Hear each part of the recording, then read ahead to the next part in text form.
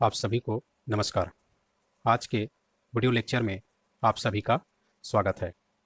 मैं विजय मानिकपुरी, स्ववित्ती सहायक प्राध्यापक, समाज कार्य विभाग, शासकीय दिग्विजय महाविद्यालय, राजनांदगांव। आज का हमारा विषय चतुर्थ सेमेस्टर के छात्रों के लिए है। पेपर का नाम है social control and change in India, Bharat में सामाजिक नियंत्रण और परिवर्तन। इसके 5th unit social movement in India, type of movement and change, Bharat में सामाजिक आंदोलन और परिवर्तन के प्रकार, तथा टॉपिक का नाम है पीजेंट मूवमेंट, किसान आंदोलन। इस पर हम चर्चा करेंगे। इस पर चर्चा करने से पहले हम इसकी रूपरेखा पर चर्चा कर लेते हैं, जिसमें प्रस्तावना देखेंगे, कृषक आंदोलन का अर्थ, कृषक आंदोलन के परिभाषा, कृषक आंदोलन के स्तर पर चर्चा तथा भारत के विभिन्न क्षेत्रों में हुए कृषक आंदोलन, तत्पश्चात कृषक आंदोलन के कारण तथा कृषक असंतोष को दूर करने के सुझाव पर चर्चा करेंगे एवं निष्कर्ष देखेंगे। आइए शुरुआत करते हैं प्रस्तावना से। प्रस्तावना: भारतीय कृषक संरचना के अध्ययन से स्पष्ट है कि कृषि विभिन्न श्रेणियों के बीच में कृषि क्षेत्र के स्वामित्व, नियंत्रण, आय और जीवन के तौर तरीके संबंधित अनेक अंतर पाए जाते हैं। कृषक क्षेत्र में व्याप्त सामाजिक असमानताओं और उनके संबंध में कृषक असंतोष बढ़ता जा रहा है। ग्रामीण क्षेत्रों में छोटे किसानों, काश्तकारों, पट्टेदारी में खेती करने वालों और भूमिहीन श्रमिकों के जीवन में अनेक अभाव पाए जाते हैं। उनके अस्तित्व की दशाएं सोचनीय हैं और वे जीवन में साधारण सुखद सुविधाओं, भूमिहीन जबरन भूमि पर कब्जा करने का प्रयत्न करता है तो कोई भूस्वामी अपने काश्तकार को भूमि पर से बेदखल किए जाने पे लगा हुआ है। कहीं भूस्वामी काश्तकारों और भूमिहीन श्रमिकों का शोषण करते हुए नजर आते हैं। कहीं कहीं भूमि को लेकर मारपीट, गोली मार देने और यहाँ तक कि जिंदा जला देने की घटनाएं भी सुनने को मिलती है। ऐसी स्थिति में प्रायः कृषक समुदाय में असंतोष पाया जाता है। कृषक आंदोलन का अर्थ: कृषक आंदोलन वस्तुतः खेतीहर मजदूरों से संबंधित आंदोलन है, जो उनके शोषण, पतन और आर्थिक परतंत्रता के विरोध से उत्पन्न होते हैं। किसानों और उनसे संबंधित अन्य समूह भी सहभागी हो सकते हैं।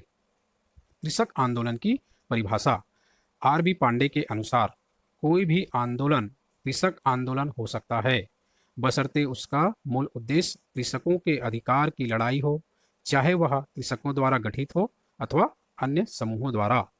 प्रोफेसर आर सिंह के अनुसार हिंसा या हिंसा का भय दिखाकर जब खेतीहर मजदूर भूस्वामियों अथवा संबंधित सरकार को झुकाने का प्रयास करता है तो कृषक आंदोलन का जन्म होता है।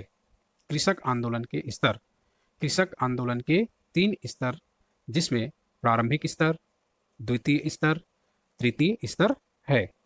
प्रारंभिक स्तर: इस अवधि में एक ओर जमींदारों के अत्याचार बढ़े और दूसरे ओर ब्रिटिश सरकार होने पर भूमि पर काफी बढ़ा दिया, जिससे छोटे किसानों तथा श्रमिकों में काफी असंतोष फैला।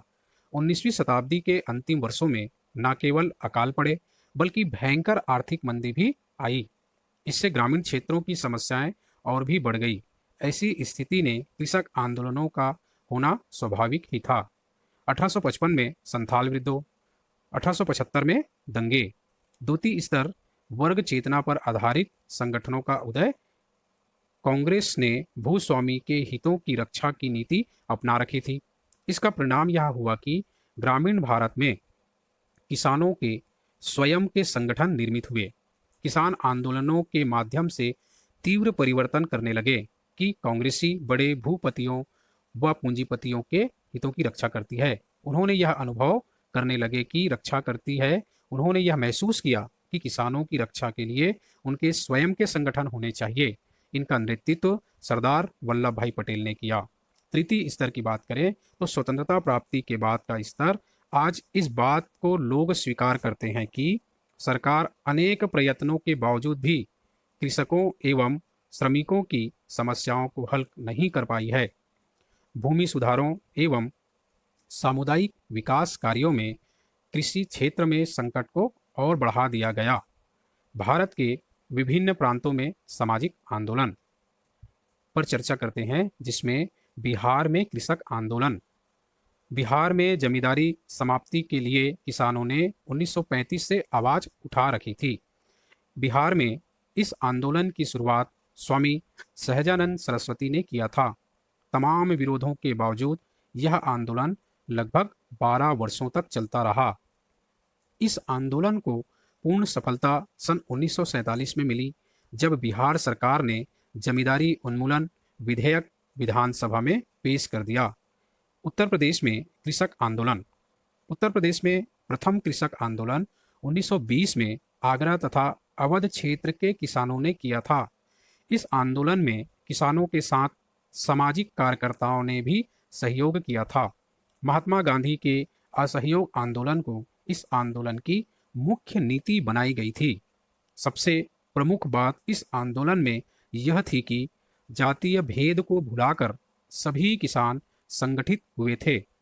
यह आंदोलन किसानों की बेदखली, नजराना प्रथा तथा बेगार के विरोध में किया गया था। दक्षिण भारत में कृषक आंदोलन। दक्षिण भारत में भी 2 महत्वपूर्ण कृषक आंदोलन हुए हैं, मोफानल आंदोलन तथा तेलंगाना आंदोलन। 1836 से 1896 के बीच केरल के मालाबार क्षेत्र में प्रसिद्ध मोपलाह आंदोलन गठित हुआ था। इस दौरान लगभग 50 सांप्रदायिक दंगे हुए थे, जो मोपलाह मुसलमानों तथा हिंदू भूपतियों के आपसी संघर्ष का परिणाम था। तेलंगाना आंदोलन 1930 से 1951 के बीच हैदराबाद के निजाम तथा उनके रजाकारों के विरुद्ध जो कृषक संघर्ष हुए, उन्हें तेलंगाना आंदोलन के नाम से जाना गया। महाराष्ट्र कृषक आंदोलन। महाराष्ट्र भी भारतीय किसान आंदोलन का महत्वपूर्ण गढ़ रहा है।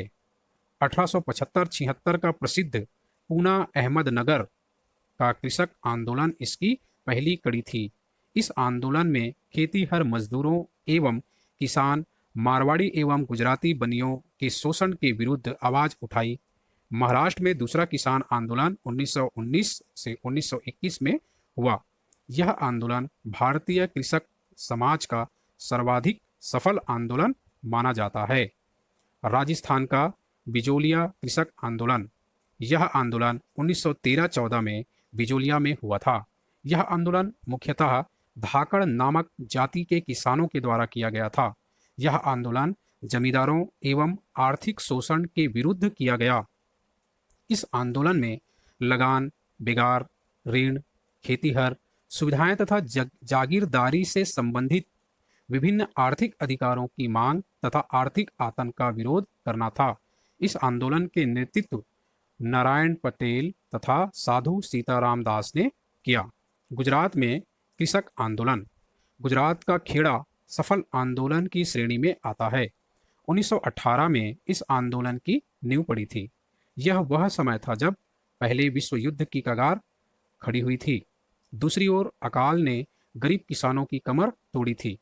अंग्रेज सरकार ने न तो लगान वसूली में कोई नरमी बरती, न ही करों में कोई कमी। महात्मा गांधी ने भी इस आंदोलन को समर्थन दिया। तत्कालीन वायसराय ने किसानों की मांगों को जायज मानते हुए समझौता कर लिया। बारडोली का कृषक आंदोलन। स्वराज आंदोलन के अंतर्गत 1920 से ही बारडोली के किसानों ने करबंदी आंदोलन चलाने की योजना बनाई थी। बारडोली ही वह स्थान था जहां अहमदाबाद कांग्रेस के तत्काल बाद कार्य समिति की बैठक में साल भर के अंदर स्वतंत्रता प्राप्ति का प्रस्ताव पारित किया गया था। सरदार वल्लभ भाई पटेल की सहयोग से 12 अगस्त 1929 को बारडोली का कृषक आंदोलन अपनी पूर्ण सफलता के साथ समाप्त हो गया। बंगाल में कृषक आंदोलन। बंगाल के कृषक आंदोलनों में तिभागा तथा नक्सलवाड़ी आंदोलन प्रमुख है। इस सदी के चौथे दशक में तिभागा आंदोलन की शुरुआत हुई। सितंबर 1946 से मई 1947 के बीच उत्तरी बंगाल के अधिकांश क्षेत्रों के किसानों ने लूट खसोट की लगान नीति का विरोध किया। यह आंदोलन असफल रहा। नक्सलवाड़ी आंदोलन। किसान आंदोलनों के इतिहास में बंगाल का नक्सलवाड़ी आंदोलन अत्यधिक यह उग्रवादी मार्क्सवादी का स्पष्ट प्रदर्शन है। यह आंदोलन उत्तरी बंगाल में सन 1967 में प्रारंभ हुआ, जहां से यह आंदोलन बिहार व आंध्र प्रदेश में फैल गया। इस आंदोलन का नेतृत्व मार्क्सवादी की उग्रवादी शाखा, जिसे मार्क्सवादी लेनिनवादी कम्युनिस्ट पार्टी वामपंथी उग्रवादी सम्मिलित थे। नक्सलवाड़ी आंदोलन का मुख्य उद्देश्य जमींदारी पंथ को समाप्त करना था। कृषक आंदोलन के कारण। ग्रामीण क्षेत्रों में आय के स्रोत का असमान वितरण कृषक आंदोलन के प्रमुख कारणों में से रहा है। बेकारी व अर्ध बेकारी, यह भी कृषक आंदोलन के कारण बने। कृषकों में जागरूकता, अपने अधिकार और कार्यों के प्रति जागरूकता किसानों के कृषक आंदोलन के कारण बने। असुसंगत सामाजिक व्यवस्था। राजनीतिक कारक। कृषक समाज की संरचना। हरित क्रांति। ग्रामों में कृषकों से संगठन का अभाव होना। श्रमिकों की कार्यदशाओं का असुविधाजनक होना। ऋणग्रस्तता का पाया जाना, ये प्रमुख कारण कृषक आंदोलन के कारणों में शुमार रहा है। कृषक असंतोष को दूर करने हेतु सुझाव। छोटे किसानों और सीमांत किसानों को रुपया उधार प्राप्त करने की विशेष सुविधाएं। सहकारिता आंदोलन को सशक्त बनाने की आवश्यकता। कृषि शिक्षा पर विशेष जोर दिया जाए ताकि कृषक असंतोष को दूर करने में यह सहायक सिद्ध हो पाए। नवीन क्षेत्रों में रोजगार की सुविधाएं उपलब्ध कराया जाए। श्रमिकों को उचित न्यूनतम मजदूरी अवश्य प्राप्त हो। जब मजदूर मजदूरी करे तो उन्हें न्यूनतम मजदूरी अवश्य प्रदान की जानी चाहिए। ग्रामीण क्षेत्रों में बढ़ती हुई श्रम शक्ति के लिए समुचित सुविधाएं बढ़ाने हेतु। प्रायः ये देखा गया है कि ग्रामीण क्षेत्र में श्रम शक्ति के लिए समुचित सुविधाओं का अभाव रहा है, जिसे बढ़ाया जाना चाहिए। कृषक संरचना का पुनः व्यवस्थीकरण एक अनिवार्य पूर्ण दशा है तथा कृषि क्षेत्रों के लिए सामाजिक सुरक्षा कार्यक्रमों, बेरोजगारी तथा बीमारी बीमा और भविष्य निधि जैसे कृषक असंतोष को दूर करने हेतु सुझाव के रूप में कारगर हो सकते हैं।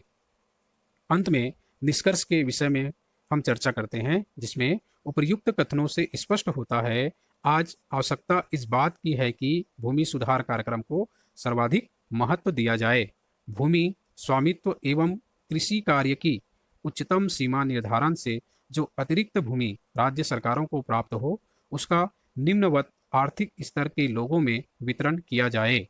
इस वितरण हेतु व्यक्तियों के चुनाव में सावधानी बरतने और यह ध्यान रखने की आवश्यकता है कि गरीब से गरीब व्यक्तियों का ही चुनाव किया जाए, चाहे उनकी जाति, धर्म और राजनीति संबंध कुछ भी क्यों न हो।